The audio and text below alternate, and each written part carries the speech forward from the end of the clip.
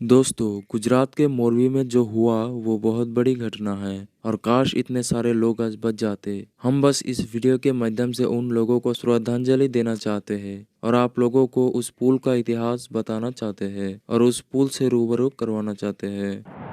भारत देश का दायां हाथ गुजरात और गुजरात का एक शहर मोरवी। इस शहर की मच्छू नदी पर बना हैंगिंग ब्रिज हादसे से पहले मोरवी की शान कहलाता था और इसके विजिट के लिए कई लोग दूर दूर से आते थे। दोस्तों, ये ब्रिज कोई आजकल का ब्रिज नहीं है। इसका निर्माण ब्रिटिश राज में हुआ था। माना जाता है कि मोरवी के राजा वागजी रावजी ने ये झूलता हुआ पुल आज से 143 साल पहले साल 1879 में बनवाया था। मोरबी पर राजा का शासन साल 1922 तक रहा। दोस्तों, पुराने समय में इस पुल के दोनों तरफ राजवाड़ा हुआ करता था, यानी कि एक तरफ राजमहल हुआ करता था और दूसरी तरफ राज दरबार, और ये राजा इस पुल के माध्यम से ही राजमहल से राज दरबार जाया करते थे। ये पुल दरबार का पैलेस और नजरबाग पैलेस को जोड़ता था। बाद में ये पुल दरबार का पैलेस और लखतेराजी कॉलेज को जोड़ने वाला सेतु बना। ये कोई आम पुल नहीं था।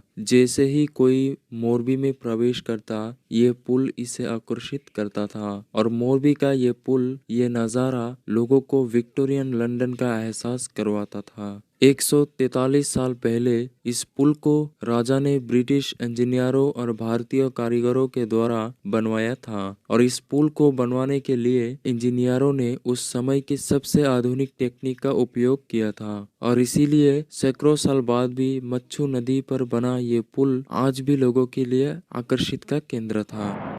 इस पुल की लंबाई 765 फुट और चौड़ाई 4 फुट थी। ये पुल कई समय तक वहाँ के लोकल राजाओं के अंडर में रहा, लेकिन पिछले 15 सालों से इस पुल के मेंटेनेंस की जिम्मेदारी ओरेवा कंपनी के पास है और मार्च 2022 से लेकर मार्च 2037 तक ओरेवा ग्रुप का मोरबी की नगरपालिका के साथ कॉन्ट्रैक्ट है। दोस्तों, कई समय से यह ब्रिज को मरम्मत के लिए बंद कर दिया गया था और मरम्मत के बाद इस ब्रिज को लोगों के लिए हादसे से कुछ 5 दिन पहले ही खोला गया था और न्यूज़ एजेंसीज में बताया जा रहा है इस पुल पर हादसे के वक्त इसके कैपेसिटी से ज्यादा लोग थे और इस वजह से ये पुल धराशायी हुआ। हालांकि दोस्तों, आपको बता दें कि ये एक सस्पेंशन ब्रिज था। सस्पेंशन ब्रिज यानी एक तरफ डेक होता है, यानी कि चलने की जगह, और ये जो आप बीच में लंबा केबल देख रहे हैं इसे कहते हैं सस्पेंशन केबल। और ये सस्पेंशन केबल एक झूले के समान होता है और ये सस्पेंशन केबल 2 टावरों से आमतौर पर बंधे हुए होता है, यानी कि पुल का सारा भार, उसका सारा प्रेशर इस सस्पेंशन केबल से होता हुआ उन टावर पर जाएगा और उन टावर का सारा प्रेशर, सारा टेंशन उस अंदरूनी बीम पर जाएगा। और ऐसे पुल में वर्टिकल सस्पेंडर भी होता है। तो दोस्तों, ऐसा होता है एक सस्पेंशन ब्रिज का स्ट्रक्चर। और दोस्तों, इस ब्रिज में हुआ ये है कि टावर की तरफ प्रेशर नहीं, लेकिन वर्टिकल सस्पेंडर पर प्रेशर बढ़ने से इस पुल में क्षति आई। और ऐसा